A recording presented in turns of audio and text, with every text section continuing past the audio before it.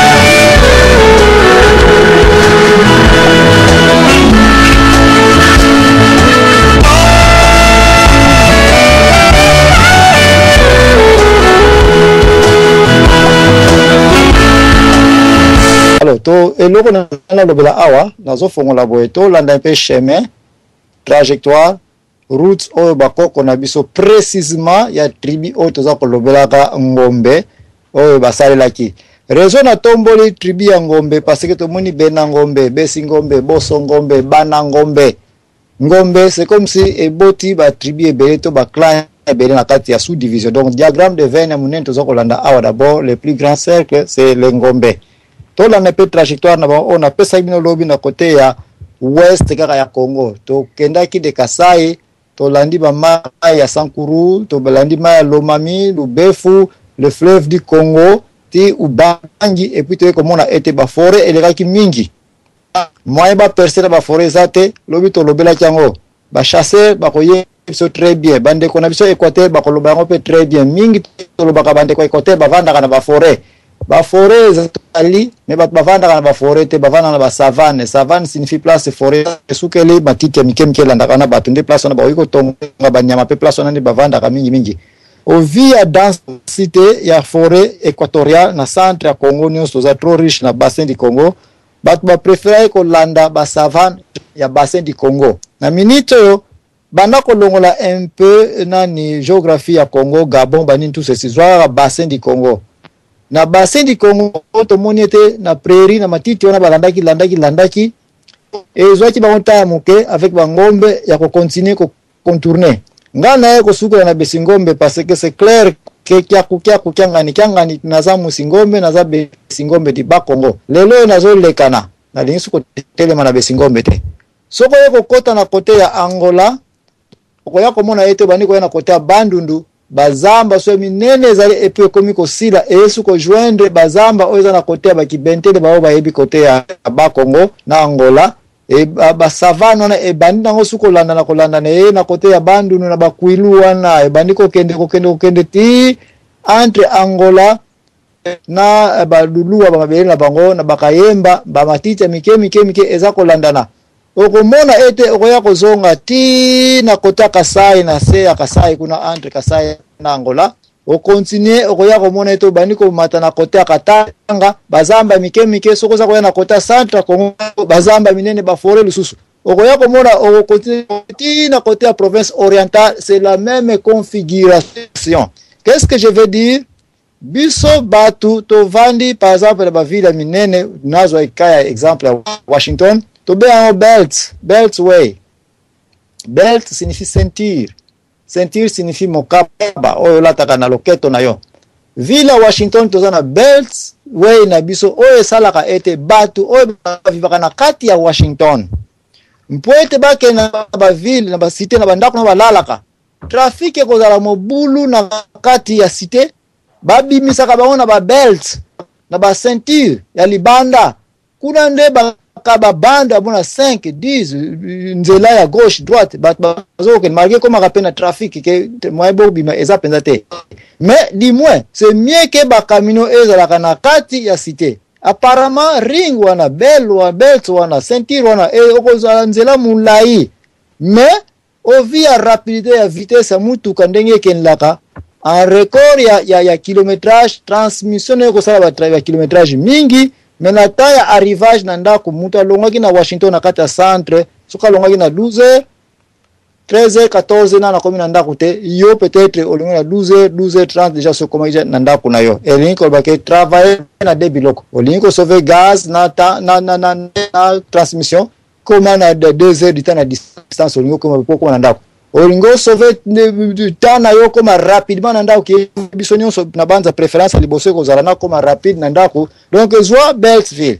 Alors biloko bo et pourquoi nazo lobango landanga malembe ngaba makamna ta na lobaka peut-être na biko lobate yango ba bachala chaka ngai na lobaka ka boyeke bassin ya Congo eza na ceinture na yango na ba savane oyo entoura ba forêt minene oyo eza na kati ya Congo na ndenge bakoko na biso précisément lengombe batournaki tout autour ya bassin de l'Afrique centrale tina kota Bangui Cameroun côté ya Niari bakiti côté ya Brazzaville Gabon tout ceci Angola bazongi côté ya Tanzanie na est Congo bakeneza côté ya Rwanda te pona ba montagne mais tozana banini ya kitoko nyonso eza kofunda ete migration ya batu déplacement ya batu ezalaki beaucoup plus de cartes pour kobima na libanda puis ba réussi ko contourner tout autour ya Congo na biso. Donc en réalité toutes les ethnies Congo, tous les clans, toutes les tribus et kena nango mosika te to tourner ga tout autour ya biso na biso simplement passer na kati ya ba Équateur na kati ya ba zamba minene passage ya ba nzete passage ya ba mai esalema kite. Qu'est-ce qu'on peut profiter na philosophie ya boy na sagesse ya boy ya trajectoire ya chemin ya bankoko na biso 1 tozo ko développer Congo te parce que tozo na to inventer roue ya sika techniquement parlant bat basali topographie bat basali pont et chaussée bana IBTP bazolanda ngai tozali tellement bazoba pour chercher à construire une nouvelle roue. Yako tante kolonga par exemple na Kinshasa, to joindre Bandundu, to joindre Équateur, to joindre Kisangani, to joindre Maniema, tout ceci à travers parce que toza komona so to kebo to toboli nzela entre Kinshasa ti Kayemba ville za wana ni Kisangani ville za wana tokende mais regardez nzela o toza okenda na kati poto joindre ba ville exista ja Mbandaka Bwende Bwena Boye combien de ba forêt tokobuka potokoma 1 combien de ba mai tokokuta na rango ba ingénieur ba koyebisa te kotonga po par exemple ya 60 mètres ya bande ya mai za koleka po lexa pona likolo ba pour mabele ba béton bokotia tant boko dépenser. Je vous dis la vérité na bateau baza koyaka na savane mbongo boko dépenser na pont moko ekoki déjà po bat bauta na Kinshasa so ba yikola la bande oya bankoko na biso basalaki ya kola nzinga ya ba ko éviter ba forêt ko ya na pembeni bokoki déjà kokoma peut-être na côté ya ba sans kusu sans le savoir mais bozala ko dépenser ka ba billions de dollars ko construire pont ya mukeya ka ezo joindre ka ma ya kwilu po ekata na kota ma ndombe wana. Alors profit musu eza awa buzoba ya biso bana 2014 ba Congolais date à lelo pour ne pas suivre la sagesse de nos ancêtres que ba ancêtres na biso jamais bazako tonga bandaku pour na plaisir kaka ke passer awa to ya kotonga. Il vérifie aussi trop de conditions. Cela veut dire que ba ville beleza ko exister lelo existaka nango te na tango ya kala mais ba o existaka pourquoi existaka. Cela veut dire que nous ne pouvons pas continuer à construire nos routes sur base de villes qui existent. Bandundu Matadi, pourquoi venir d'abord à Kinshasa au Lekansele au Kendekokuna nini kuna? Il y a toujours moyen de contourner tout autour entre au commune qui santo na uzulu nzela ki paku et ba prairie. Et pour compétir na côté qui kwiti kuna bandundu. Mais toza tellement bazoba que tozo ko insister que parce qu'il y a une ville qui est là nous devons nécessairement forcer de joindre deux villes entre ville on a ville O. Mais pourquoi ne pas aussi aller sur base ya possibilité car même si les villes ne sont pas là mais route sika ce que salemi na condition moins cher na condition ba savane na condition za ba mai kuteza kuna te pesa comme ko kauka ba forêt ezate vous dépensez moins de temps moins d'argent plus de distance. Et vous serez surpris qu'il y aura de nouvelles villes aussi qui vont se construire. Et la ville à Sika, vous avez construit sur base urbanisation ya Sika. Parce que la ville à Kalakale, comme Kinshasa, zana malueka kena njili kuna kutu. Pomoka tuzana ngo. Tala banda kundengeza kolanda kota zunguluke. Ce sont des vieilles villes et nous dépensons beaucoup d'argent pour reconstruire, modifier. Bukanya makoyabwe, bolongwa awa toko Alexandela awa, bako buka binoba. Mais pourquoi ne pas faire comme nos ancêtres que vous laissez les villes qui existent sur base de la réalité du jour, mais aussi vous construisez de nouvelles villes sur base de la trajectoire facilité. Tala awa le ngombe, na pesi bino sagesse ni bangombe basaela ki.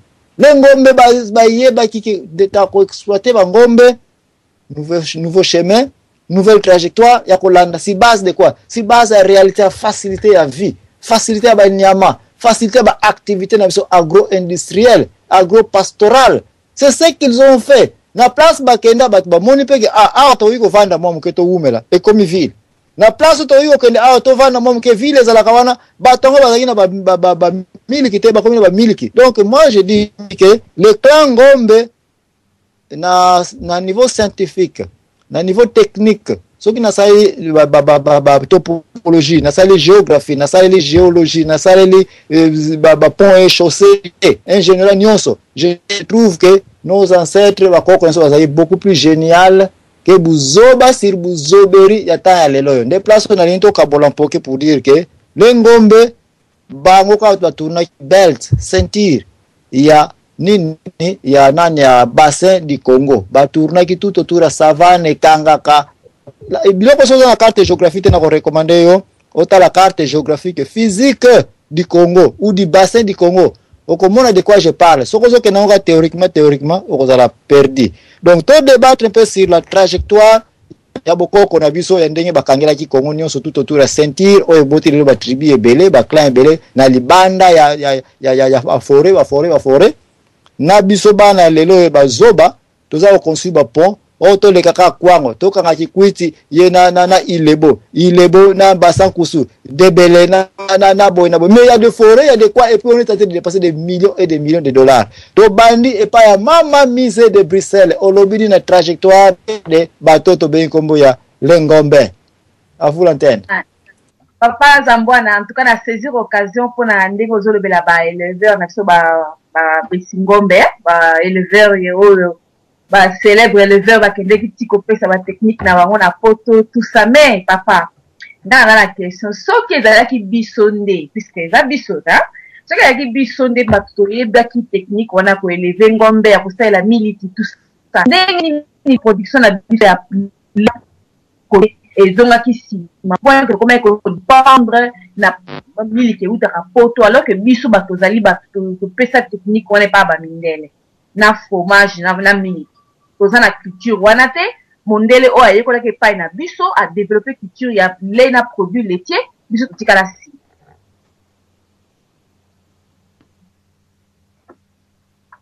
o si mutuna na yo alors est-ce que tokatani tena si ça pesi maluba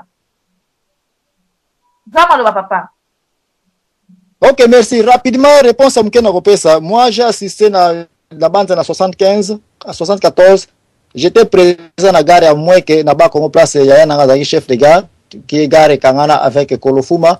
Kolofuma, ezalaki première place Bangombe, bazalaki mingi consulté par le Besingombe qui est Batunabiso. Vous allez comprendre, quand je dis gare à Moueke et Kangana Kolofuma, et Kolofuma, le chef de gare, c'était aussi mon grand frère, ma famille Nabiso. Je vous dis déjà de Besingombe comment nous savions des choses pareilles.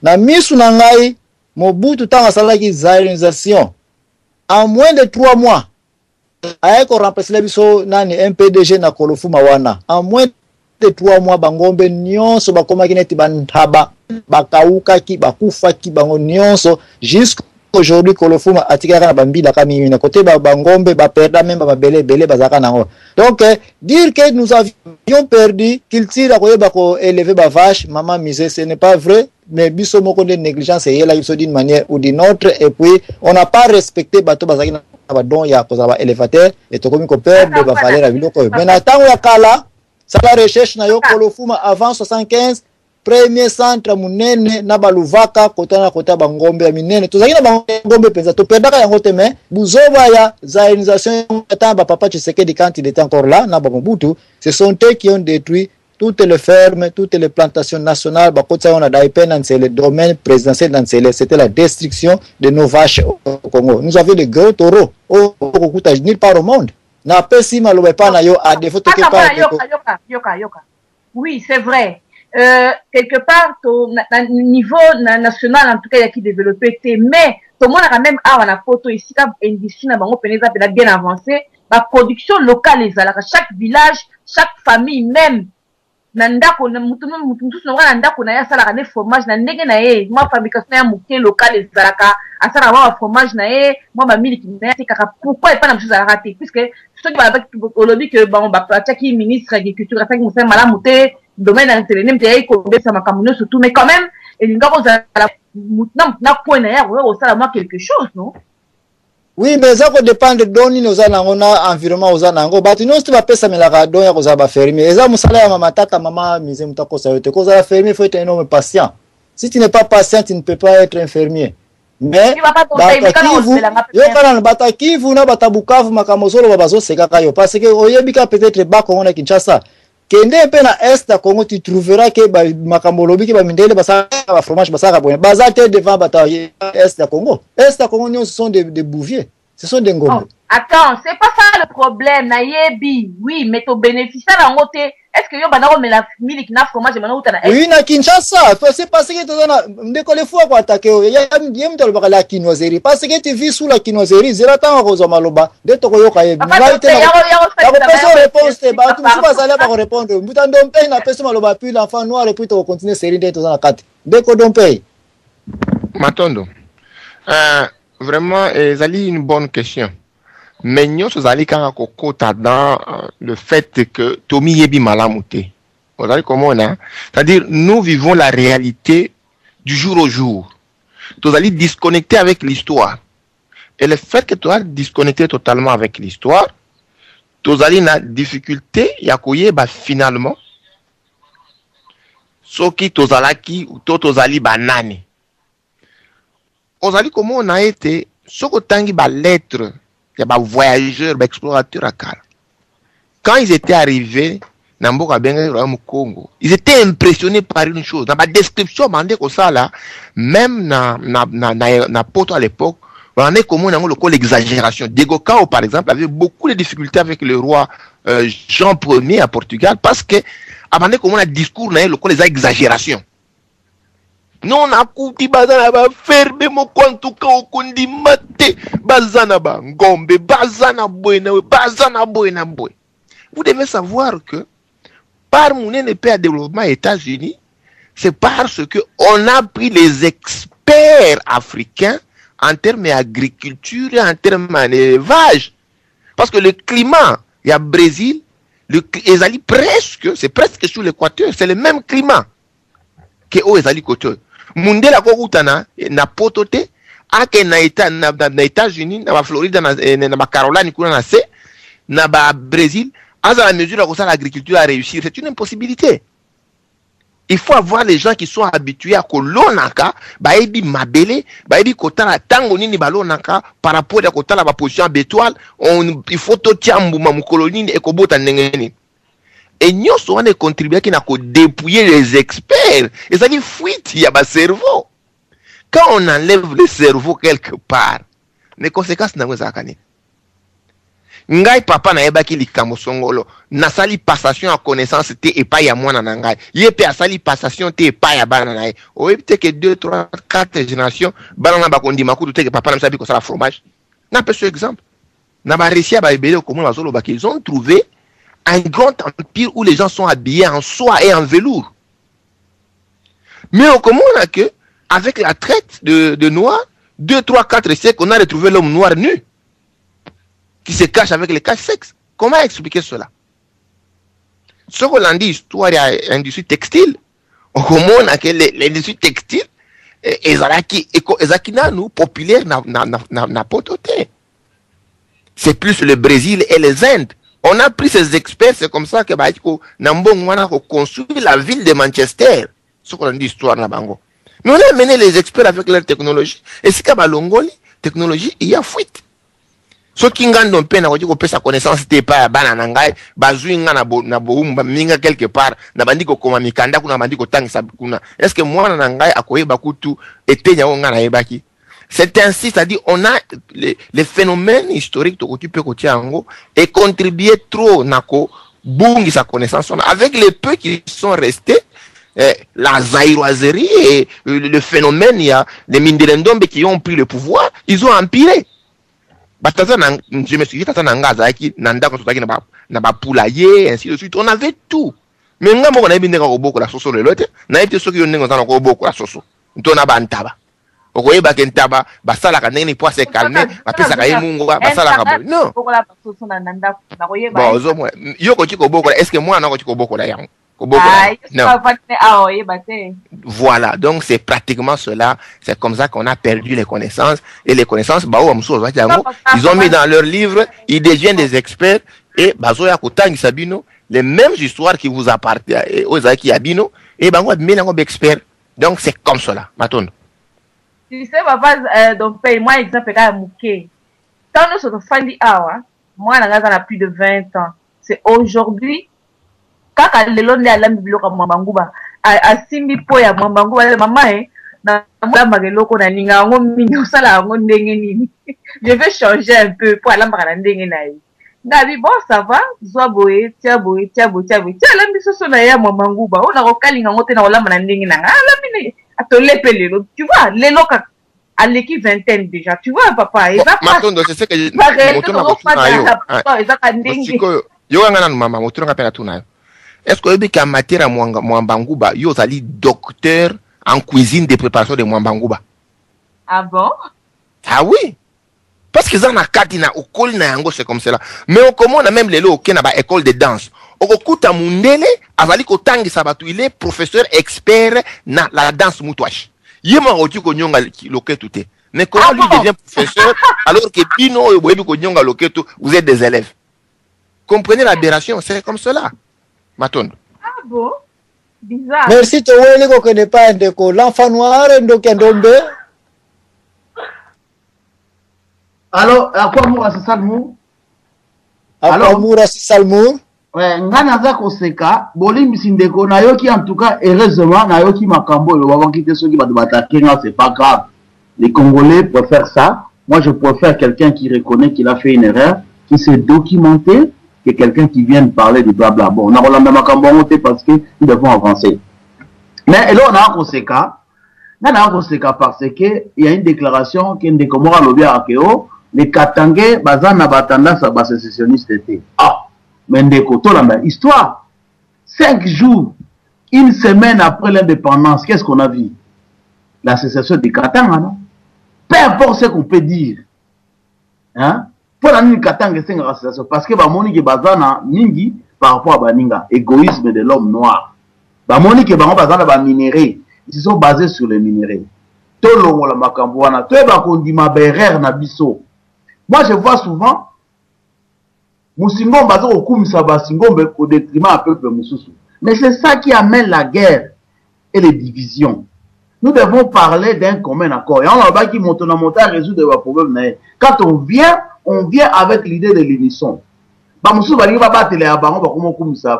Et là, ça ne va pas. Nous avons tous fauté. Parce que ce qui est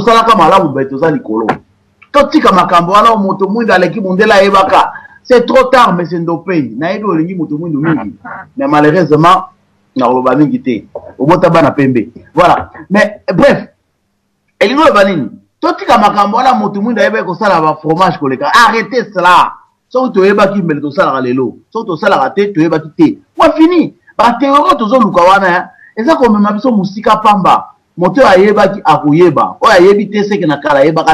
Un point fini. Maintenant, qu'est-ce que nous devons faire? Moi, je pense que nous devons dire qu'est-ce qu'on peut faire pour avancer. Et non, oh, Bamindele, Baibaka, Bilamba, arrêtez. Arrêtez Makambouana, ça ne sert à rien. Et qu'on mène nulle part et nous perdons du temps pour rien. Nous devons plutôt voir qu'est-ce qu'on peut faire pour améliorer le futur. Dans le barango, chaque fois, l'homme noir parle souvent du passé. Bakoko, Basalaka, Bayebaka. Mais les blancs parlent du futur. Dans l'obité que Obo, ça n'a le passé. Non. Nous devons prendre le passé comme une référence. Après, au meilleur point, il faut démarrer. Yo quand tu vas venir ba kovanda na base la biso tant aussi ça pour réfléchir. Allez, to banize là. Ba mbaza ko kende. Ne pensez pas que les technologies ancestrales étaient beaucoup mieux qu'aujourd'hui. Arrêtez cela, s'il vous plaît. Arrêtez cela. À l'époque, les gens étaient deux. Il y a des fois 3 personnes dans un petit village. Ils n'avaient pas la technologie à urbanisation à l'échelle actuelle. Oui, il y a aussi des erreurs de tous les côtés. Mais les lois paramètres changent. Na kaloche mabele na likolo. Pour te citer le oche likbaokata lokolo. C'est bien que changer. Bande koto kende liboso. Bamindele baza kozela bisote. Mukileza kozela bisote. Nous devons avancer. Mais c'est nos pays. Nandimite que nanda kuna onika raminu nanzeta minu. Osana brosse à dents. Arrêtez ces bêtises. Vous risquez de repousser des gens dans des choses. Oyo. Batubalité. Hein? Ndeko. Olata kabilamba rafiate. Olata kavestra kitoko. C'est na mona yo. Mais ces emplois, ainsi de suite. Toti kabanselement, mon frère, kokena ba utopie. Mon cher, si les ancêtres savaient, tu es au Saninawa. Hein? Nous causons avec la nouvelle. Les choses vont avancer. Arrêtez de dire que Moutou Munda Sala, Mundela Sala, c'est pas faux. Moutou Asali, Mundela Za Moutou, Moutou Munda Sali Moutou. Moutou Ao, Mundele Te, Tozaba Koko Moko. Ce qui tozongi Sima, Yango Atato a fait cet exemple là, moi, si va vérifier Nakala, mon frère, quand vous revenez en arrière, les cocos diminuent. Les cocos diminuent. Là, les Égyptiens, Égyptiens, arrêtez ces bêtises. Tout construit pour le futur. Arrêtez qu'on aura culpabiliser Maramakala. Bako qu'on a vu ça, qui va zoba. Ceux qui va zoba, tembe, les bakosa, baroté. Soyons clairs. Bate kabiso.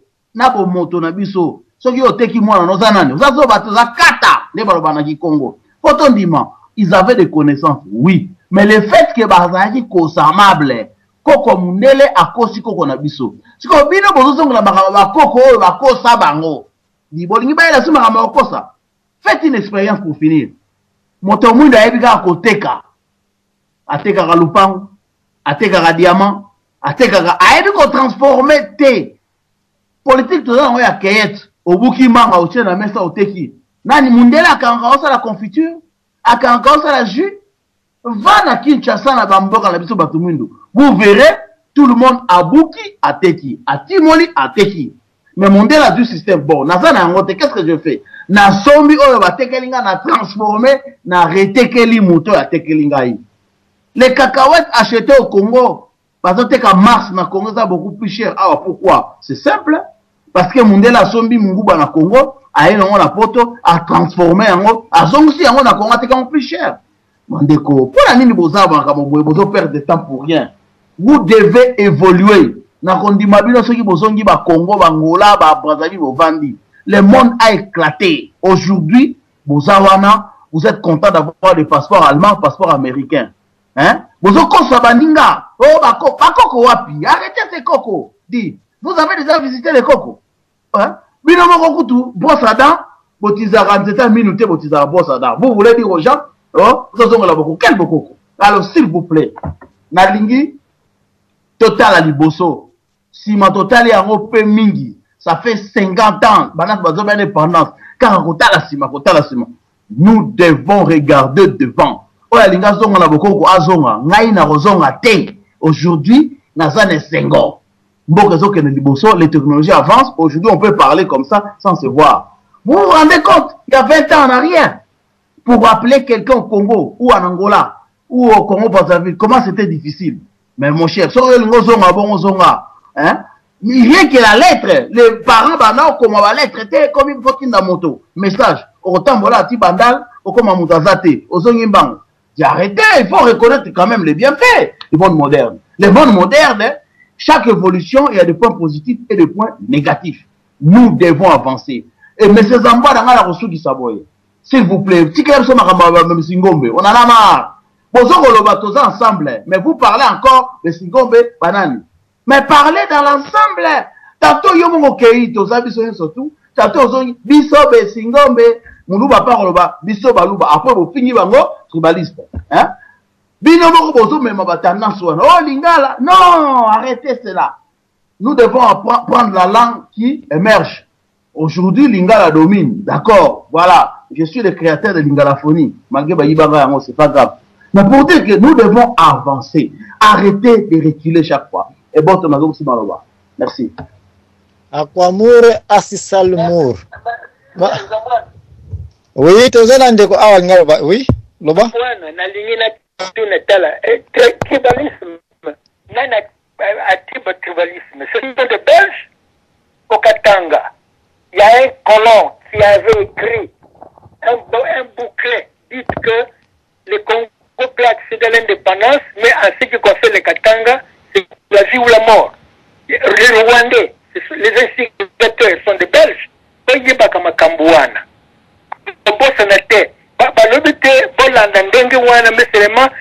C'est une histoire, c'est écrit. Comment situation est comme voilà. Merci. Merci. Pardon, Bolimbisi, pardon. Nanenga bien. Papa, Bolimbisi. Ce qui moto atindi yo oboma mwana na yo. Premier responsable ezali nani? Eza moto atindi yo to yo moto bomi mwana na yo. Arrêtez de prendre que les blancs sont responsables. Nous sommes des responsables parce que nous avons accepté bako sabiso. Ngape na tindi batata boza ba mikolo boza mayede. Bokende kosa ba mindele bateka mboka na bango ndengi bateka ndengi bakoko na biso bakosaka. Totala soki bokoka. Merci. Merci. Bon problème ezalité mais c'est qui importe na masolo tozali kolobela awa ya kozongela bokoko te. Mengai personnellement na uti ko rappeler si j'ai tout sorte débat siko la fan noir faut ko yeba ete chemin to trajectoire ya lengombe les élévateurs de ngombe balandaki parce que lobi to bandaki na lengombe les besingombe et puis les autres zo ko ba peka ke lengombe les besingombe les benangombe les banangombe les bosongombe balandaki ceinture ya bassin de l'Afrique centrale qui est le bassin du Congo o ezana ba esobe mama moko uto komela ko sikoyo mama e faso so la kuna ezali eboto na uto rappelinga yete eza esobe bazakolanda esobe soko tali bien mayele na pesi bino ya ba ingénieur américain na ville ya Washington na ba ville ya Baltimore na ba ville nyonso minene za na États-Unis eloko liboso basalaka na ville nyonso na agglomération minene ya kokanga belt ya kokanga ceinture tout autour ya ville wana po ete bat bazana kati ba réduire temps ya kokoma esika balingi kokende na bo kei na mopanzi na suka simande ba koti na kati to ba bimi na kati. Awa pena rappele bino sujet toza kolobela awa ketala mayele ya bakoko na biso oyo bango basala ki bakendaki na besobe oyo kangi juste bassin central ya Congo. Le fait que ba tourner na ceinture oyo baza kozonga bango ka pena même place mais ba place non baza kokende so ba telemi ba créer pe ville so ba telemi ba créer pe place so ba telemi ba vandi wana pe ba komi ko se mélanger. C'est que j'ai voulu dire que bolandi ya trajectoire ya bakoko na biso ya bangombe les élévateurs de nomades et créer moi eloko moko na date le na 2014 biso ba ingénieur ya date le toza ko bossa na ke Congo okomona mutalinga kanga Kisangani na Mbandaka na Nzela on okuta gouvernement congolais azui 50 milliards de dollars pour batonga nzela isiro ti na boende mais soki tozalaka mayele tolingai tolanda pays na biso na ndenge ezali oza na Katanga oye na par exemple Kasi Kolwezi ozo kintana se ya Kasai se ya Bandundu se na côté ouest ya Bakongo obandi kozonga ti okomona tokangi sentir ya esobe nyonso oyo comme ça mutu aza na Kasai po ya na Kinshasa aza na besoin aluka nzela na kati te mais abimi d'abord na sentir ya savane na esobe alandi nzela wana na se ti ya ko na Kinshasa mutu pasa na Kolwezi alingake na Nord na Kivu ora kota kana kati azobima nous allons dépenser moins d'argent parce que ça peut na besoin de détruire ba forêt to za na ba mai e belé e ko senga trop de pont nangana se rappeler en bon donc c'est comme ça où les ngombe ba resira ko tourner tout autour ya Congo pe ba komi ya trop de besingombe banangombe benangombe tout autour ya ring ya oanyo sa Congo. Il faut aussi être un ingénieur pour comprendre un ingénieur. Donc, moi, je reconnais que ils étaient de bons ingénieurs, de bons planificateurs. Planification, on a besoin de créer roue à sikate. Alors, pour nous, malheureusement, mingi, tokena ndeko vero, après ndeko vero ndeko. Et kumani wechi, tokiti na papa le fou, et puis tokena yona lou, et puis ceux qui moyens allaient na kosenga pe bandeko mingi, wazo benga kaba kota, wazo kota, te papa mayamba, oiko fongola studio. Na bongo, na bao tozana kati na sopesa 5 minutes en tout cas soki 5 no ekoki kwala tokati pona ni poto permettre pe batasika bazwa pe accès ya kobenga bakota pasi bato mingi batante kobenga me bazoka kokota tende bakomelinga awa papa mayamba oiko fongola studio na bato bakota siko pasi biso na kati awa tokena ba 5 na yonde ko veron. Merci papa Zambwana. Mwana zoni kaka esika lo yo kataki papa mama mizea ya otuna mutuna nae. Mutuna est-ce que la construction au biso toujours ça lelo donc en Afrique tobanina na Congo na Angola et les autres pays si il est conforme à notre mode de vie et notre façon d'être n'a pas si raison parce que ça mutuna mongamo déjà si na mutuna yango ce qui total batu mingi surtout na radio de solo temps bayaka ba pesa ka exemple mingi ya mboko babengi Angola au la développement ya Angola boena boye donc bazo construire etc construction mais papa Zambwana on ne vit pas la vie africaine comme on vit la vie européenne. Ce n'est pas la même chose. Les Européens ils ont leur façon de penser, leur modèle de vie, surtout ils ont leur spiritualité. Biso pe tozali na oya biso. C'est vrai que le biango ba construction ba ville na tamu ya kala ezalaki kosala malaka kili boyete. Il y avait des endroits où on a bino bakolo boko expliquer biso, il y avait des endroits précis où il sengelaki ke bakolo ba monike siko photo tonga boy et siko ville faisait la boy et siko faisait la boy. Je ne suis pas contre le fait de construire, il n'y a pas de problème là-dessus, mais construire quoi et où et comment? Parce qu'on est quand même la terre d'Afrique. Ah ouais, pour monter là construire, on est dans les cartésiens pire et dur. Batale babi awa marécage moko ezali awa. Donc vaut mieux na tonga esika boye parce que awa je suis en plaine donc je pourrais etc. Au moins na batongi la même la papa Zambwana. Batongi ceux qui basent sur nesika ko tonga te. Bazoni nesika marécage wana. Pensez purement cartésienne. Je vais profiter de cet endroit, je vais faire quoi? Donc habiter photo tchaba pilier au kitapenga tina seti ba kozwa penza ninyo ba kozwa na bitume kuna na se ba bien allez batongi ils s'en foutent de ces bango c'est les profits voilà.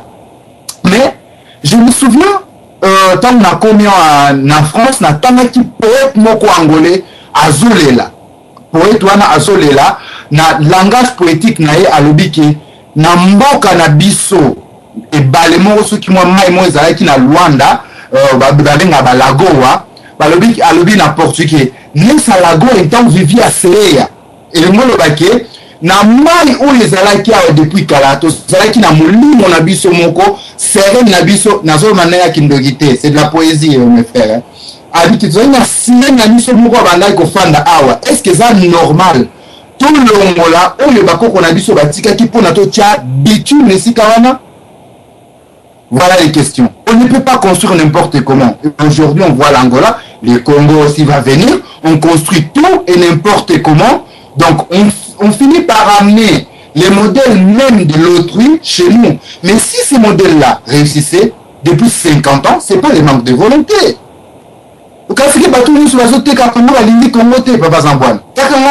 Congo, j'en doute fort. Le problème, c'est qu'on veut appliquer ce qui n'est pas le nôtre chez nous. On n'est pas des ingénieurs, on est des copieurs. Voilà tout ce que nous sommes. Je vous rends la parole. Merci. Tous on a besoin de continuer à construire la ville, à construire tété. Il faut de nouvelles villes tout autour de Bisobe, Ngambu, Tika Bafore, Nakati Ndenge Zali, et puis exode urbain et banda, parce que tout ça, exode rural. Tokeina ndeko ekumani wechi. Matondo, papa langa zabwana ya kopesa nga maloba. Nangina pesa observation moko na ndeko l'enfant noir. Biso baindo toza bazoba te. Esali ngai penza mwa pasi na mutema. Mais ezaka kozanga koyeba nde elobisi ndeko biso ndenge wana. Toza bazoba te. Omoni na christianisme tolobaka tika moto mosusu akumisa yo. Mais na bokoko na biso tolobaka yo moko fo mikumisa.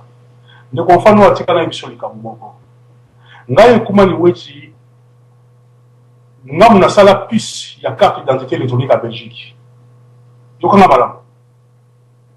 Na carte d'identité électronique wana Belgique oyo yokaka wana eza ngai. Beta na Google Daniel Wechi. La carte d'identité ya Belgique omona komona ngai. Naza chef de projet dans le ministère intérieur ya Belgique.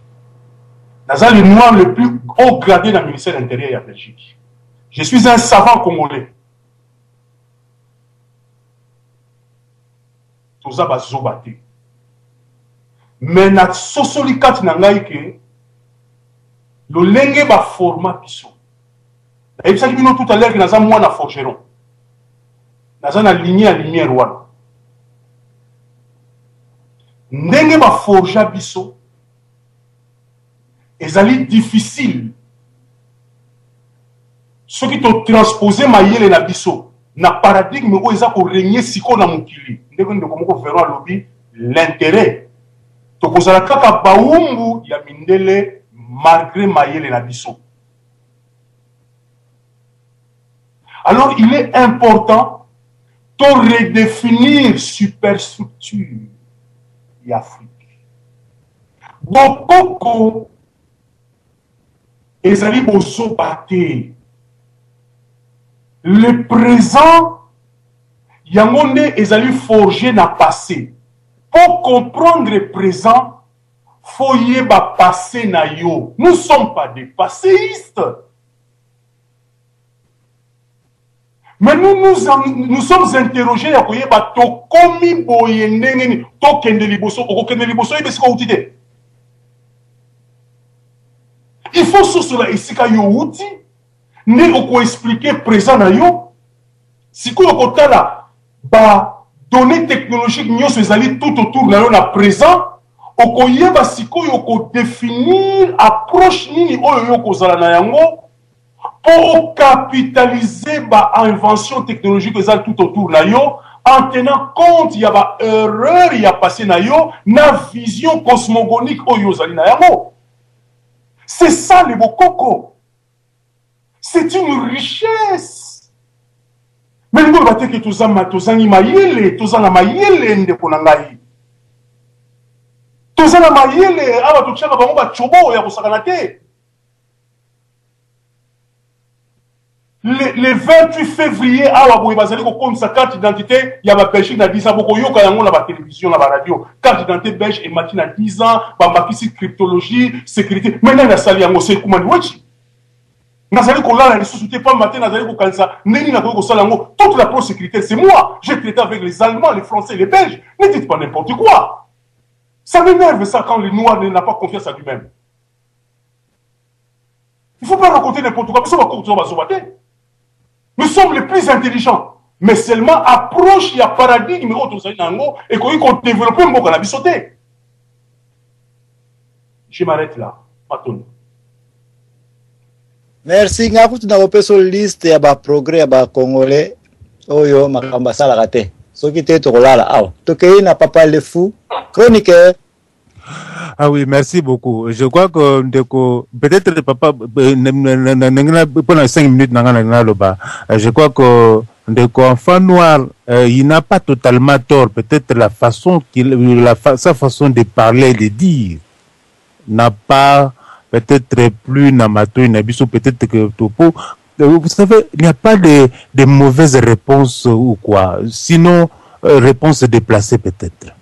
Et c'est que si j'ai compris l'enfant noir, je crois que l'enfant noir ne voulait pas dire que nous sommes, il pouvait peut-être dire que nous sommes devenus des Zoba. Et parce que Ndegoweti, vous savez, vous êtes d'accord avec, vous serez d'avis avec moi que Ozali Yomogote, et puis en plus, conditionnement, Batieyo. Parce que nous avons aussi des Congolais qui ont fait les mêmes études que vous, hein, mais ils sont tellement cloisonnés. Et le conditionnement aux Anango et la motivation intérieure aux Anango, c'est ainsi que vous se permettre de ça. Je crois que c'est pourquoi nous sommes un peu éparpillés à travers le monde. Imaginez nos ancêtres frapper la monnaie. Alors, Bisso Lelo, nous devons faire appel aux ingénieurs blancs. Nos ancêtres travaillaient le cuivre. Et je voulais dire, hier, il y a ce qu'on nous a enseigné la préhistoire européenne. Alors que nous avons notre préhistoire lithique. Kalina, c'était une industrie. Et Kinshasa, c'était une mer intérieure. Le Sahara qu'on appelle le désert aujourd'hui n'était pas un désert. Et un mouvement migratoire, que tout le monde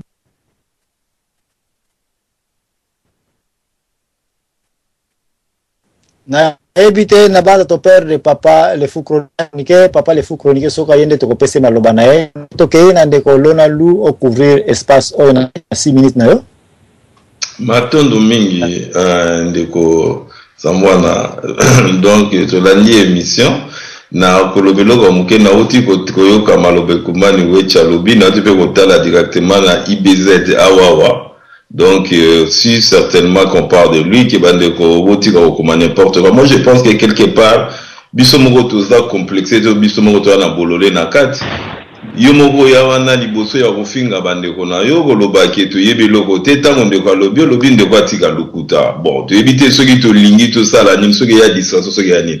Na koleka pona loba ke moni na yoki bandeko alobi ya ndeko remia lobi ke soko yebaka ko sala o yebaka ko sala. Bon, ndeko zama na yo kana pona ki moma kelele mo muke na mte soto katana. 100%. OK, matondo. Alors, na koyebisa ye lelo soki to lobaki na Europe lelo to l'Occident lelo ezo vivre ba kolo base oyo bayaki na makamuson des Grecs. Alors bisomio soto moni position ni Grèce ya nango lelo. Donc elingi kolobate ke Grèce na position ya nango lelo aza eloko te ayebaki te mais Grèce muta sali bango bazala. Donc quelque part eyali bongo. Et puis, on parle de l'histoire ici. Et comment qu'il n'est ni oya koma na position boy. Et ma mamozino, bien sûr que le lobo solo li ba besingombe, mais tu ngato solo la makambo ya biso bana ya Congo, soit ndenge to yali, ndenge ba tribu yali. Mais bande ko ba ko sala ba parallélisme moko za na rapport ata mukete. Tozo solo la makambo ya Congo, ba histoire yo ko la so makambo ya technologie. Il faut donner la technologie place comme bon ou bien ceux qui bolingité que l'on y kabanzita mi nous ont en Afrique mais na si la tunande kungana la ligne de quoi faire nos soka vu question mutuna soka yoki quelque part mais katanga ko zamalobana mais kama ko spécifier du somo mukeke ko zonga en Afrique lobini puisque ba mindele po ba en Afrique oyo mugaba benganaki ba linga pe ko zonga te na ebite soki kuneza lipi malamu koleka puisque Zimbabwe et Kangamana ya presque na Congo so katika Zambie okomi kuna pe technologie zati kuna pe babiloko tout otondi na ngabo mengo ya nango na Suisse oto tuza nango ana poto kuna pe zati na mte poni ba mindelo pe ba kuna balinga kozonga te donc ope batonde na Afrique du Sud na Namibie balinga koza puisque mutuna ne zonga kambale bele to bandeko ezali nango ndenge tozala so kimomoto se longwa yangane sengeli kaka toloba pona posa ya koloba et puis ceux qui bandeko bazo lier toujours technologie na mindele sekisanga mingi na kopesa ndenge sa bandeko nyoto ba kosala constant sikoyo tozo mboka Corée du Sud mboka na 1960 ezalaki pauvre Les mboka na niveau communal. C'est-à-dire que technologiquement parlant, ndeko na miso remia fanda kana susu sur telema na korete. Juste ezamboka mindele. Belgique to kumisa ka Belgique ko ba Belgique ba moneli so biso ba Congolais to fani to zonga kozonga te. Belgique ko telema na korete. Ba mboka ebelu eza na Europe ya minene ba Portugal, marché ba Danemark ba eko telema na Corée du Sud wana te. Alors tout qui n'est qu'à la technologie, puisque la technologie a impressionné biso ba Congolais ya lindi to zomona ba nini ba smartphone, ba smart TV, ba biloko tu oya miki wana. Mais lelo tambola na magasin yotu kotanda kwa mundele yotu même yo papa za mwana bino bozana kata Amerique. Mais okomona même na magasin soko koti bazoteka biloko zo utanazi. Okomona ya technique ya basiatique. Lelo kokende awa tu Samsung. Liebisanga lelo na resomba Thomson ya ba français. Nana resomba Gooding ya ba allemand. Nana resomba Telefunken. Telefunken en Allemagne kangi. Nana resomba yango. Lelo soki otamboli partout, okomona mututo a resomba LG, mutu alingi Samsung, mutu alingi Sony. Donc tout oyo ya maboko basiatique. Na yebite siko biso to peut faire makambo na mindele. Puisque na limite ke technologie ba japonais ba ya nango ba mindel ba to ba memele bango te puisque se sont développés na bokoko na bango na ndenge na bango. D'abord mathématiquement parlant ils calculent différemment na occident. Ba calculer ndenge moko te ba sala soki ba na façon na bango ba calculer. Alors soki na moni ki Bob Marley lo baki ke emancipe yourself emancipe your mentality for slave mentality. Donc c'est-à-dire que l'on a mentalité qui moumou. Donc aussi émancipé c'est-à-dire qu'il y a bande ko batika na kimo ça leur impressionne les blancs. Mais les blancs vendent des blocs on a bango nyoso te. Techniquement otozo benga ifi ezali na maboko ba asiatique lelo ya maboko ba mindele te bango batu ba simba yango puis bango to ba kolo na yango totika kombesa ke mundele na ebite bon ki momu to fandi na ngo mingi koti biso pe mwa mingi yango. Mais na kozonga na problème de kozamana avec na masolo moni na makambu na biso on a subi trop de manipulation. Au moni ke yama to lobi ke soki to lobi to longwa lelo na kombo ya kobenga ba tribu na Congo. Tout le monde n'a qu'à dire quoi avancer biso. Puisque tant que tu as comme on a tribu, ethnie, clan, et roboma biso. Ce qui te y a là qui n'a combo d'engue n'a qu'à dire que don pays à tika roboma moko est important. Il y a là qui a lobby que banaya. Au moins ce que tu as dit banaya pour mutazo ba yaza mulu bakatanga. Yena mulu bakasa italié. Mais baza bana mutu moko. Alors ceux qui bangomi bale ba que groupe alinga nazali banaya mutu tel. Place on a to goye bake ngana zaba na budela donc yo vande ko nangai. Alors mundele ko maki dans ma manipulation na ayebaki qu'il faut monter biso les uns contre les autres. Ndenge mango baloba ke diviser pour mieux régner. Ba déplacer biso même makaya bande ko loba besingombe na kata ba Congo. Ce ko lobi ça fait 200 ans loba ki ngolobi. Alors ce ko lobi ke ba yaki kalate. Mais bango te batu ba yaki. Ça aussi c'est à préciser. Donc ba déplacer bango ba ke ko tia bango na point moko boy. Ce que to dit to zonga na mbanza Congo to benga San Salvador, ça dit tangu na katorampo oyo tout aussi bien il y a pendant 500 ans. Wana on parle que l'histoire d'abord il y a 4 wana. Avant bango ba ya, avant ba portugais ba ya. Siko na mbanza Congo, ba tribe ya ki combien? Il faut to mitu na kuna na kati ba tribe ya la ki boni ya ki ba nani na ba nani. Alors ceux qui te donnent la manipulation wana oyo ndenge ba kataloza biso ba pesi biso yoza mutu boye à partir de to kokanisi ke to kokena histoire na msona ba base mususu puis to poser question différemment par rapport au ndenge tozo kenelo ne ba musu bazolo baki bon quelque part bazolo baté les tribalisme et tout ça mais ce to kena to biso to bana zamwana soko boti bana bakobota mais na soka na bango ata bakabwani eke mulai mais eko ya nakaka zamwana ata bakutana puisque façon ya occident ya ki na division tout le monde partout même nazi na Proche-Orient ça on ba sunnite ba chiite partout c'est pour diviser les États-Unis même na période d'esclavagisme ba sala ki famille sokeye bazui ba musu batiki na sud ba musu ba memi na nord mais bana papa moko bakaboli bango na suka ba yiki ko balana baza koyeba te ke biso to ya libana ya mutu tel. Alors on a ceux qui tout banda histoire surtout banda horizon on a kata mozindo ya makambo kolongola ke to longoli na to yebake to zali bana ya nani parce que na source tozaka kabe mutu moko po bandinga na biso ezana ngo yango mokata to fandi na mututu mukongo balobaka mukongo afandi na mutu na muluba minoko moko po muluba na mukongo ba mutu moko. Donc to na kanisi ke soki to ke na base wana to kosola bien ke tokotika makambo ke tolongoli bakoma batribu bakopesa so babesi ngombe bayanzi banani na kanti na partir wana tokema malamu nazongisi maloba matondo. Merci na banza biso nyonso tolobi déjà de section suka totika na ngoto ke na ba 2 minutes titango tokokanga bisaka awa titango papa mayama kopesa biso signal mais en entendant pourquoi tu en attends tu en ndeko dog live on entend to yokite boy to pesi maloba e pa ya ndeko dog live. Ouais, bonsoir Papa Zambouana te na bandeko tour boza en direct. Papa Zambouana na landi binoma depuis bandeli le na bwali kota pona vraiment ba différentes opinions na sepeli. Il nous on a comprendre vraiment te hein soko oyebisanga après mon intervention avec tout respect. But vraiment monsieur Zani pour vraiment na simplement parce que na tout à fait d'accord na ba théorie au nom sur presque binaire, je dis presque na ba théorie tout. J'aimerais bien savoir le but de tout cela, parce que dans sentir autant trop comme il y a Bessingo, mais tout a tourné autour, on dirait, il y a Tribuana, il y a bateau bazane, Timo, Bango, par-ci, par-là, dans le Congo. Bon, est-ce que vous êtes d'accord que, en fait, les Congolais et les Africains en général, c'est en fait une nation, une grande nation, et si c'est le cas, bon, c'est bien, il y a comme expliquer pour comprendre d'où vient cette division, mais, et vous allez mieux, pour faire comprendre directement que nous ne sommes qu'un en fait. Et la division, voilà, c'est en fait pas nous, mais c'est venu au fur du temps. Et voilà, l'essentiel les a qui est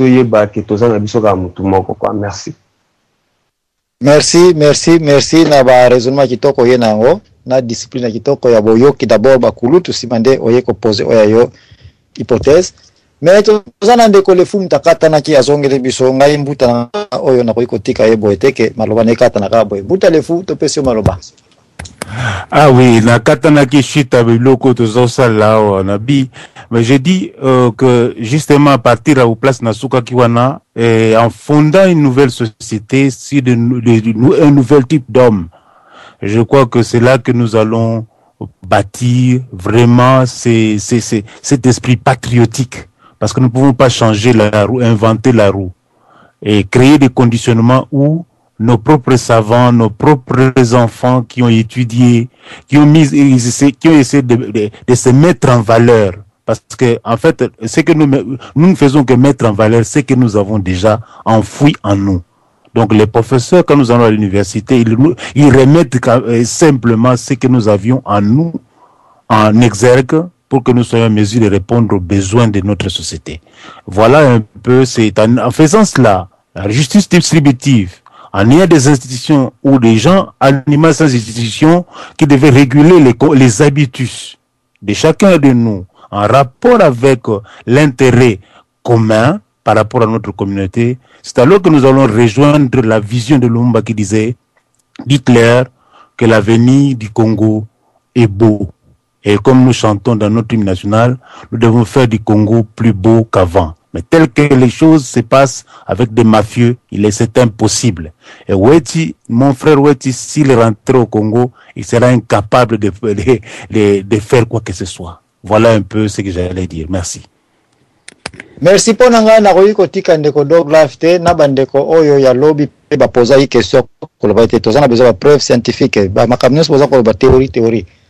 Preuve scientifique ezali mais tokoyi ko yana ona nsikote parce que tozana gouvernement ya occupation ba oyi pe ko landa biso facilement toza pe na ba Rwandais o bazana kati ya Congo ba ko tikala ka jamais ko préférer Congo et poussana toza pe na ba tipo parmi gouvernement congolais. Quand on parle de type, on parle de collabos de traîtres. Précisément, bana Sankuru, bana Kasai, bana nani ba tete là, ba komi ya trop, oyo baza ba type. Nous devons vraiment faire attention. Tous ces bambuta tozana bango wana ba yebi bien, bana Kasai, ba yebi bien, bana ba tete là. Na pointer d'abord bango parce que toza kolobela makambo ya Kasai, makambo ya Sankuru, bana ya kati, bana ya Katakakombe, bana ya kati penza. Na kati ya place wana, il y avait batu ya tipo, il y avait aussi batu ya Ngongo Lutete. Cette guerre là, cette bataille là, na minute oyo na 2014 tozali kolobela mwana ya Congo Zibula Meso émission oyo tosali na sengaki ekoma na niveau oyo to se comprendre très bien siko tokomi na phase ya suka ya ko comprendre ete yo mutoli Congo etambola malamu sans t'associer avec les Arabes, avec la communauté internationale, avec les francs-maçons, avec les loges au bazako tiaka ba président ba ministre ndenge ba kotiela, avec ba loge au batie ba parlementaire na kati ya Congo na kopona banani bana ya tipo. Nous faisons face au tipo. Toza obligé to yeba ete ezali susu makambo ya oyo mwana kasai te. Oyo kutaza muluba te, oyo kutaza mukongo te. Non. Mutu nyonso azo travailler na gouvernement Kabila oyo ayebi ete c'est un gouvernement d'occupation, c'est un membre de tipo. Et nemi tipo c'était Ngongolo Tete. Biso nyonso oyo tolingi Congo, tolingi komona masolo ndenge ezali kotambola te. Tokota na ba laboratoire spirituel nyonso toliko kota toyeba ete nous sommes de Ngongolo Tete et que notre ennemi c'est tipo et que tipo azaki ko travailler na bana peka ya Sankuru na bana peka ya Kasai wana na bana peka ya kati ya Congo. C'est la même chose qu'aujourd'hui, tous dans la même situation. Alors, pour nous ba senga preuve scientifique encore une fois na koyana yango penzate parce que za ko senga eko mama na ba code ya mandombe eko mama na ba secret ya makasi oyo même mundele akotikala ko détecter ba plan na bisote. Mais parce que je vous aime beaucoup. Na lobaki na bino lobi na kendaki à partir le clan de Besingombe, clan oyo eza solidement organisé, clan oyo pe bomba secret ya makasi, clan oyo pe bokotikala ko challenger ya ngote parce que zali clan ba rescapé de Ngongolo Tete. Parce que zali clan de rescapé ya bana oyo ya bangongo bangombe baza ebele. Mais parmi Bangombe, les Ngombe qui gardent au moins la pureté des vrais Ngombe, Bangwana lobela ki lobby. Bangope na zako yebisa après que na sali ba analyse. Na ekota la nzela nini basali laki. Comment bimaki de kati po babina libanda basala commerce nini? Ya ba mungwa na kota west na ba océan, ya ba makayabu. Bango ya koteka nini? Ba diamant ba or biloko ndenge na lina échange ba bilamba. Kokena kota nord, kokena kota west. Comment ils ont réussi? Tout ça là, tout inventé sur Rouya Sikate. Ces gens ici sont partis du centre du Congo, précisément na Kataka Kombe, na Sankuru. Na centre wana vous avez le Befo, vous avez le Sambo.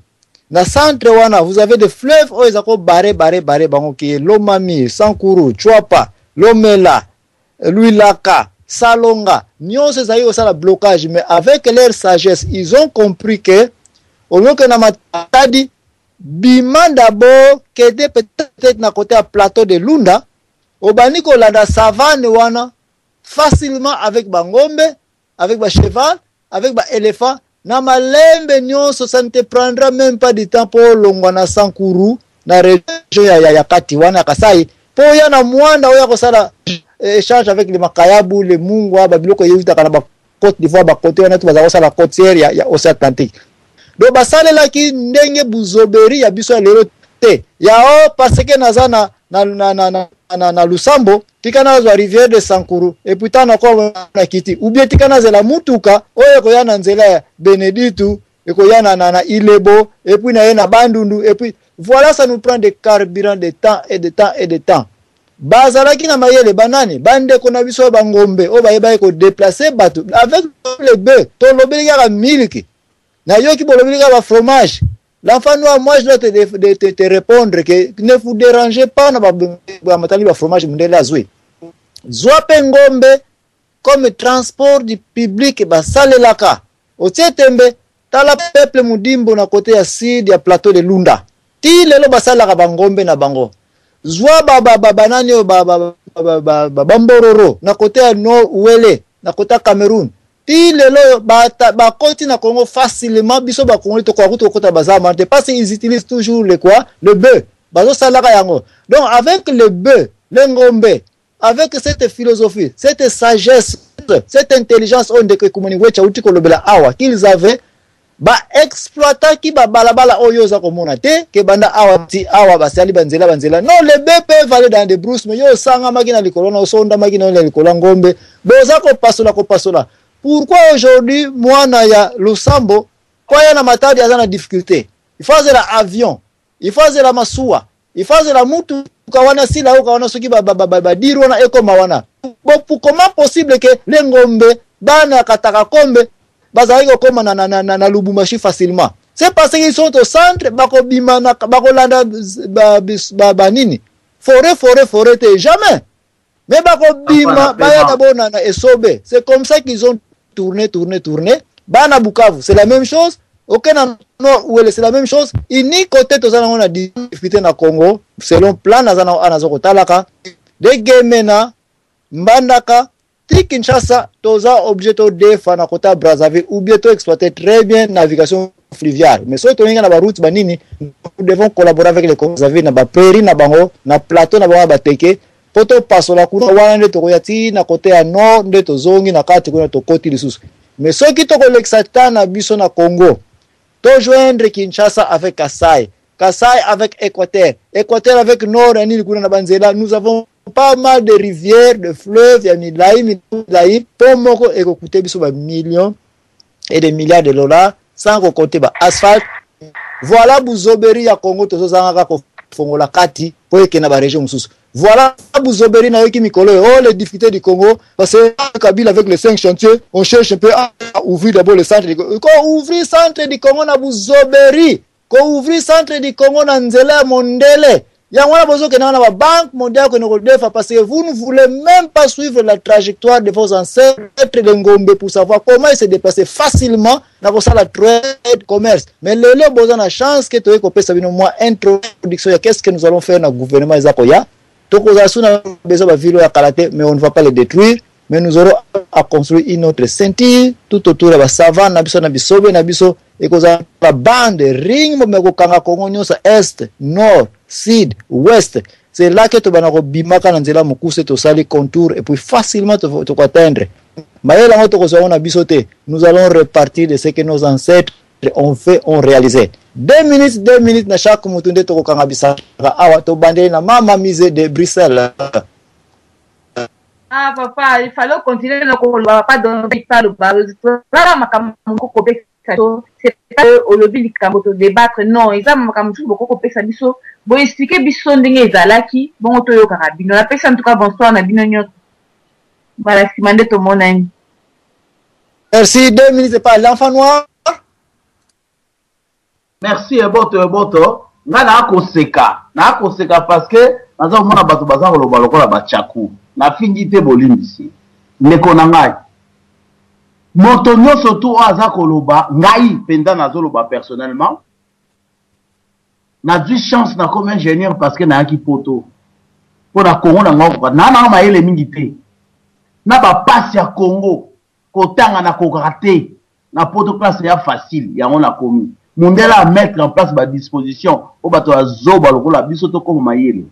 Ndeko azo kumza sali akanga bisaka azo na Congo soka ko sala yango. On vous met dans une configuration. Cette configuration permet que vous émergez.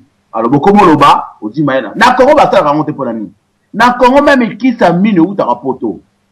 Arrête ndeko. Quand on a ko loba ezali te pona discriminer moto mundo.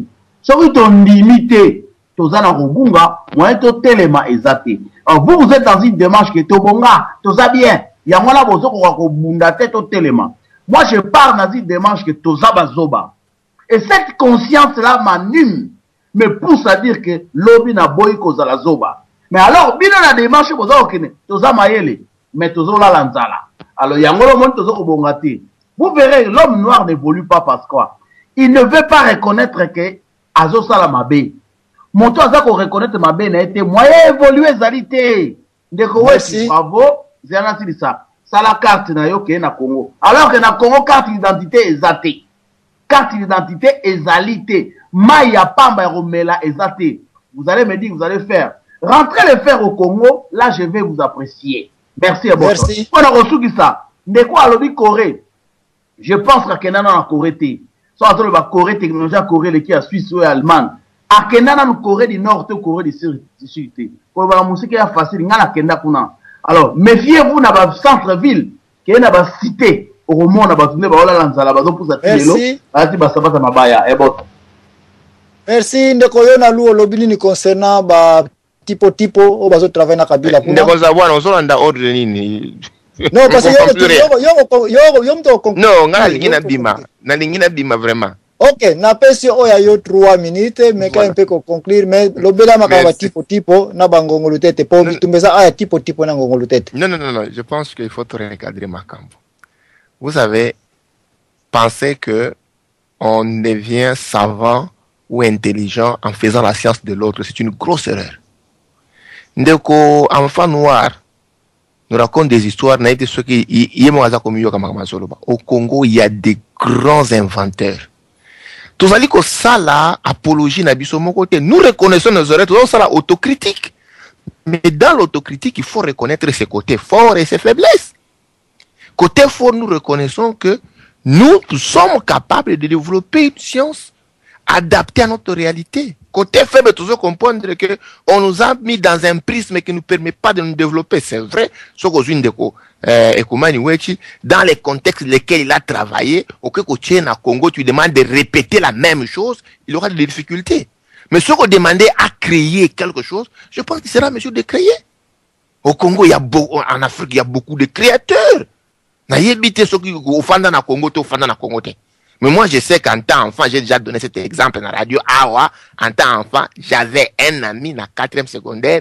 Tu as émetteur radio, tu as paralysé tes stations à radio, il y a le Lubumbashi.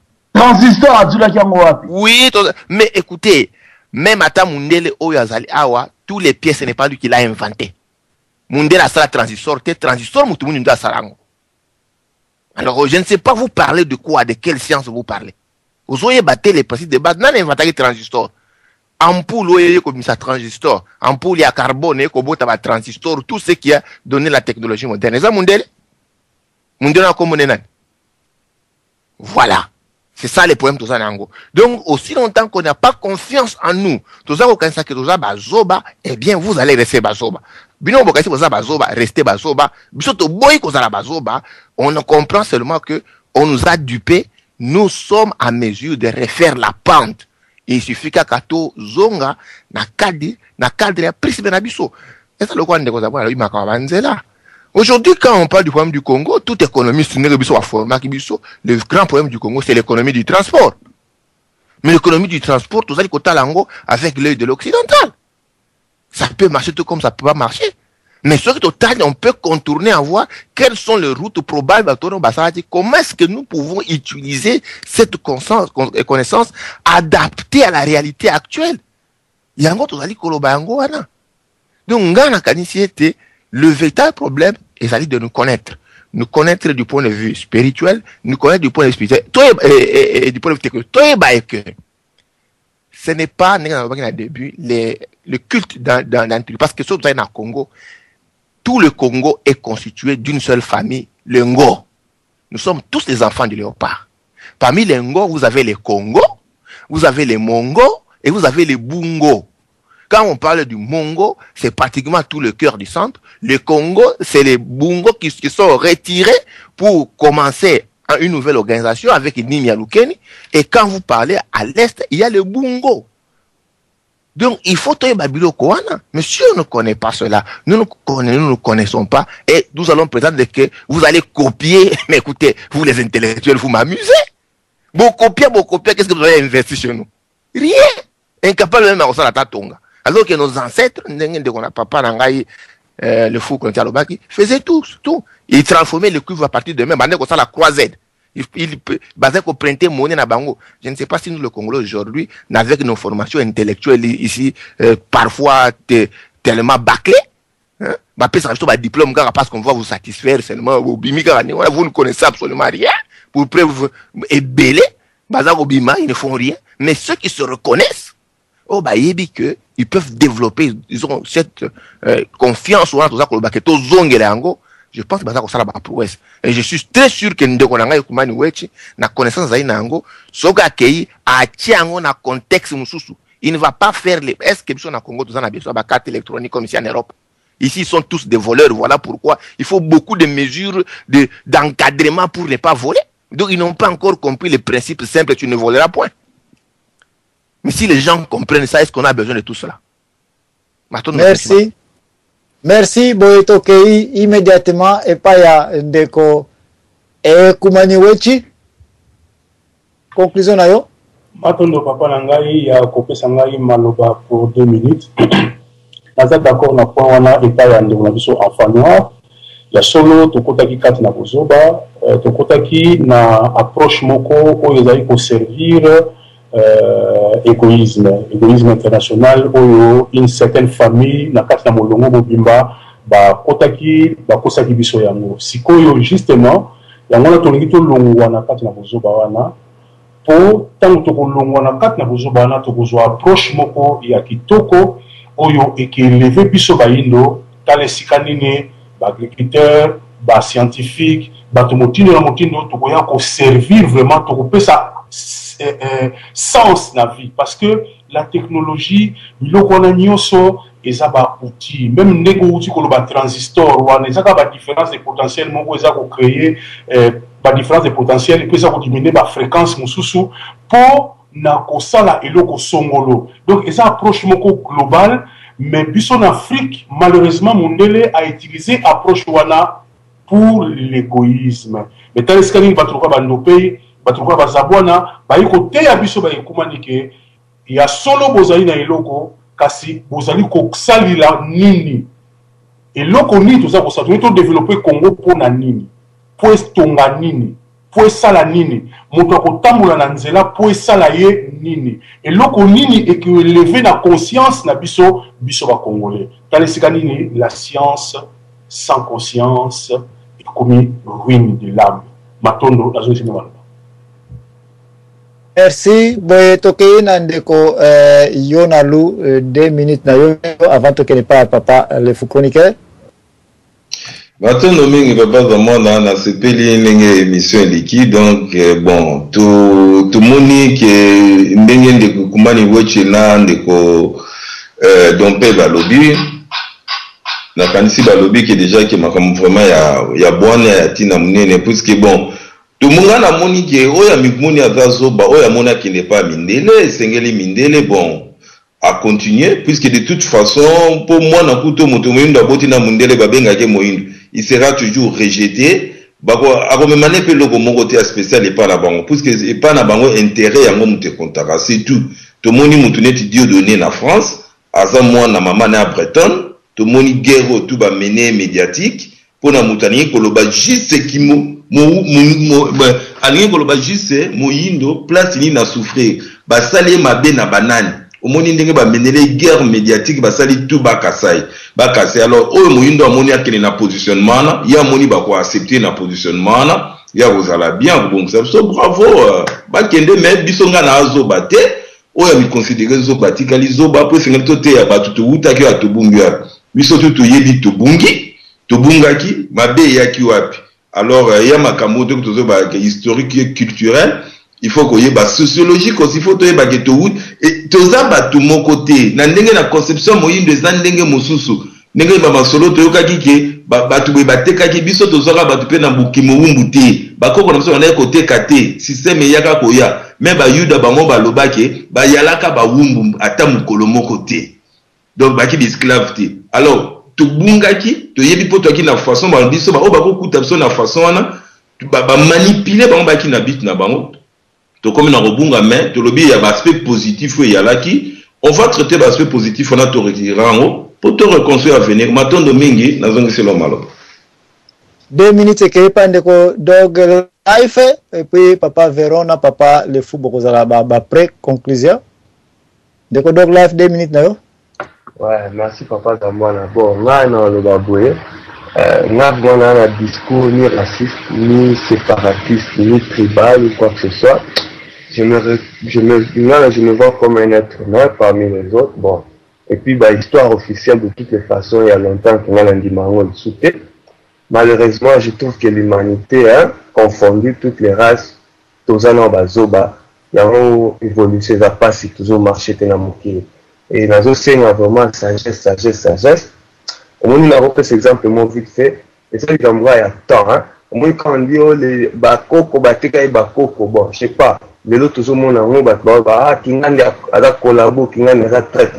pour trahir les appels en façon moi en TK dans 200 ans bako ba pe ah en 2014 pe ba congolais mususu ba la trahir ba TK ba neko na bango. Mais il faut un moto comprendre ma solo au lieu de voir toujours le monde en noir et blanc. Et je veux dire ceci, pour ceux qui voient toujours le monde noir et blanc, qui se reconnaissent ou revendiquent comme Bakoko, extrémiste et tout, ils sont vraiment malhonnêtes. On va une photo, tu bénéficies de tout, hein, mais on est dans Skype, on dénigrer et attaquer ma sous soit disant non.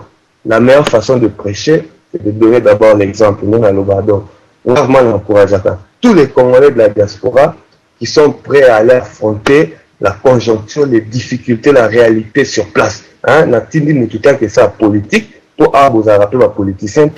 Natindi nous que ça qui combattant pour les Europe, les pays de droite, mais en tant que Batou, Natindi nous kinde pour s'impliquer, pour s'investir et puis pour confirmer la société. C'est ça. Pas de rébellion, pas de politique, mais la sociologie. On est au Vanino Awa où tout est bien tracé et toujours critiqué. Moi, je crois qu'il est temps de passer à l'action et que chacun, comme acteur, n'est aux abos, tout inventer ampoule, tout inventer générateur, ce qui est pour réinventer Babylone sous c'est bien beau, mais passons à l'action. Merci. Merci, Tokeye Paya Mbuta, le fou chroniqueur, conclusion ayo. Ah oui, Mbuta Zambwana. Merci, et monsieur Kenasuka. Et il est vrai que tout n'a pas bien compréhension, mais je reste toujours dans la conclusion d'Angaï. Vous savez, quand on parle de néocolonialisme, les schémas restent les mêmes. Donc, quelles que soient nos bonnes intentions exprimées ce soir, il est impossible, on va vous en empêcher, on va nous en empêcher à Okene. Pour dire, je l'ai dit et je le répète, nous n'avons pas de problème les uns les autres. Mais nous vivons dans un cadre. Ce cadre est appelé à être normatif. La société est normative et la première des institutions, c'est l'État. Et nous devons nous identifier à cet État-là. Or, il s'est fait qu'avec un État mafieux, un État néocolonialiste et fasciste, des prédateurs mafieux et occultistes, il est impossible de nous permettre de nous exploser.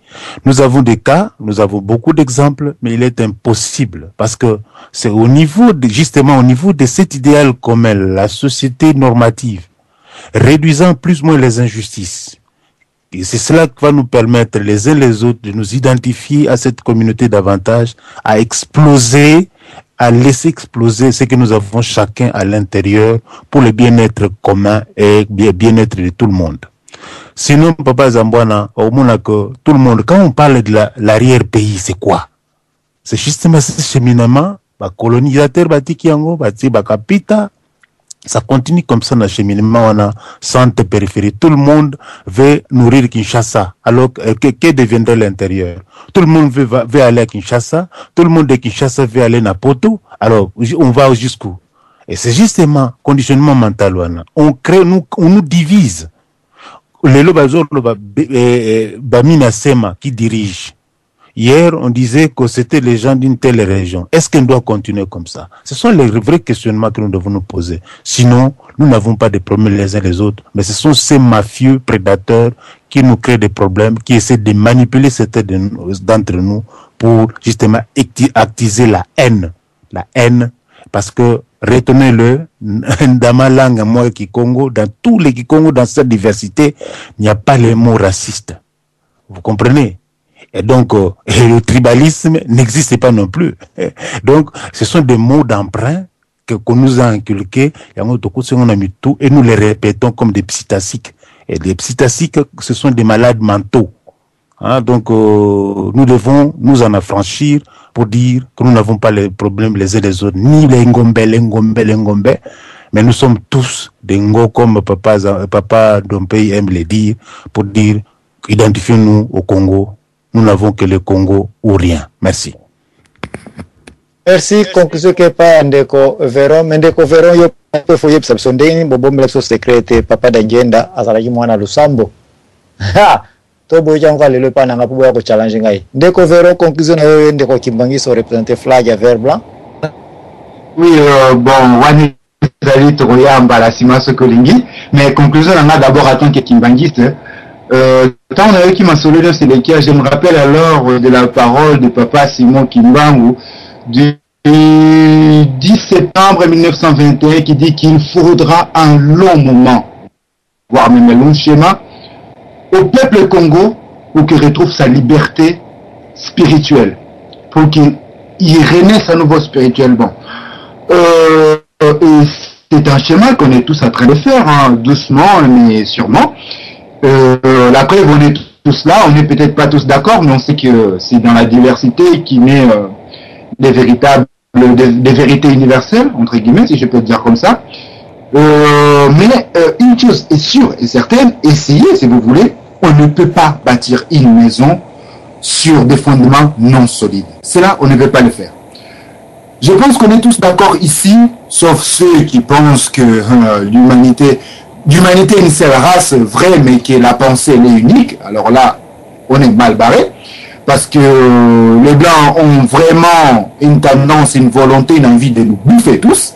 Ça, que vous, si vous ne voulez pas le croire, tant mieux, c'est votre problème. Mais pour bâtir la nation africaine, la nation noire, dont je l'ai dit, je la confirme et je suis en pleine conviction que Papa Simon Kimbangu est le centre de la nation qu'on doit bâtir. Et pour ça, il faut absolument revenir, savoir d'où nous venons, savoir d'où nous sommes passés, savoir pourquoi les pyramides sont toujours debout jusqu'aujourd'hui. Les pyramides ont été pillées, détruites, mais jusqu'aujourd'hui sont toujours debout. Pourquoi? C'est une preuve en disant que la nation africaine, la nation Congo, justement, peut encore se relever. Il ne sera jamais morte. Mais pour ça, faites confiance aux paroles du prophète. Merci.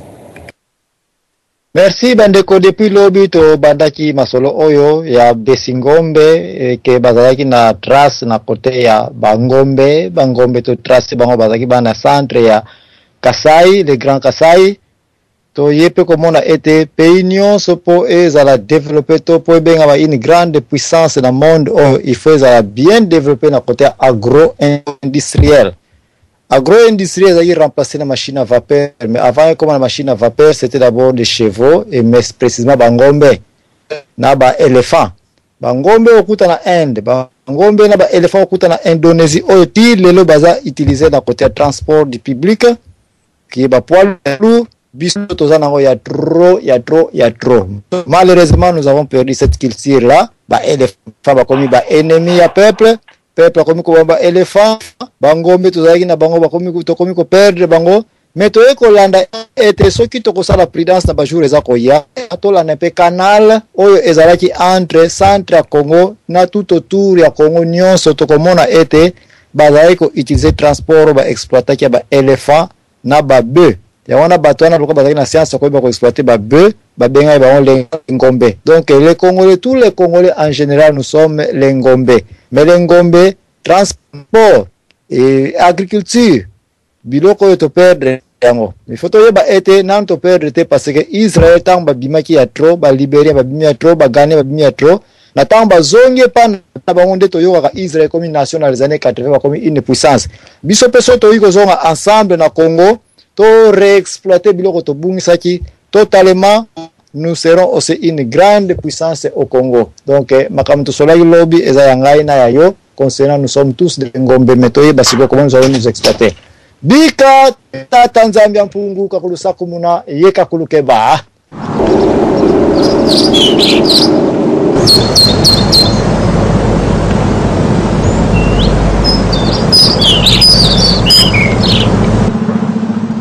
Vous écoutez la radio de la référence www.radiolisolo.com.